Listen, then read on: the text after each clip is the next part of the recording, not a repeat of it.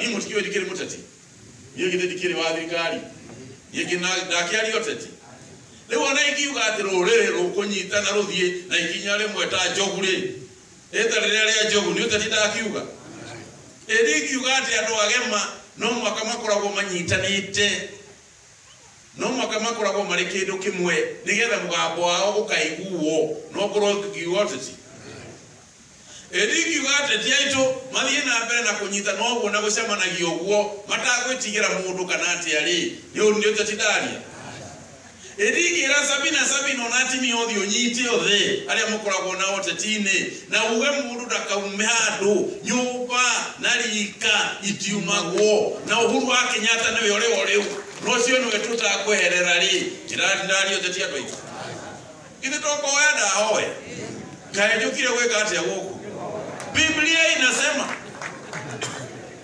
Biblia jameni inasema yule ambaye anasema ethero twaragia nini mweko aragia hanini tu watu wikata bururi wothe wa haragana etwari hanini twacemania geko 10 ni watu wikate ni tribalism andu ake macemania magana meri ti tribalism acha kindu tutagwitikira gwika ni kwenderia ogwo mwaro irewe yani mucoke mwenderia ogwo ya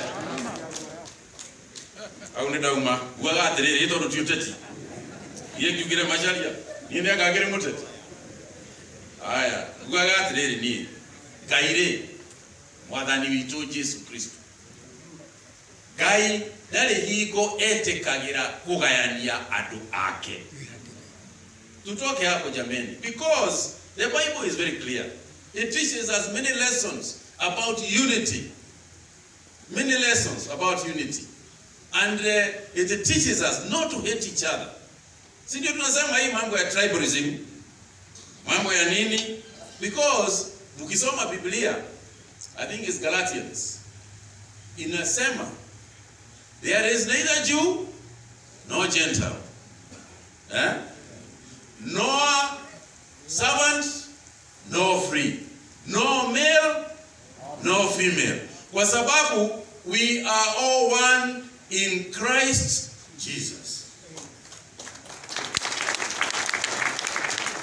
Kwa hivyo usije mtu anaanza kusema ati kabila hii ni namna hii ama kabila hii ni ile ingine. If people want to meet and discuss their things, please let them. It is okay. Be calm.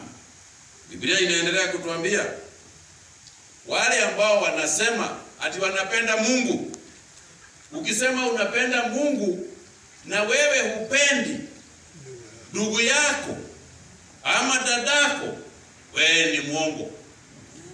If you say I love God and you don't love your brother and you don't love your sister, or you say you love God and you hate your brother and you hate your sister, you are a liar. Because how can you hate your brother and your sister and you can see them and you love God and you don't see him? Inawezekana hiyo kweli? Kama unamdharau dadako na ndugu yako na unawaona hapa, awe ni Mjaluo, awe ni nini, awe ni nini, ukimdharau unamuona hapa, unawezaje kupenda Mungu?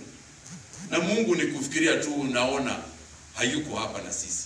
Ako hapa in spirit, not in physical terms. Therefore, I just want to say, nikimaliza, God does not cause confusion. Sio Mungu. Ukiona mtu ambaye yuko confused, sio Mungu huyo. God is not the author of confusion, but of peace. Peace. Na kile kitu tunataka sisi katika nchi yetu is something called peace.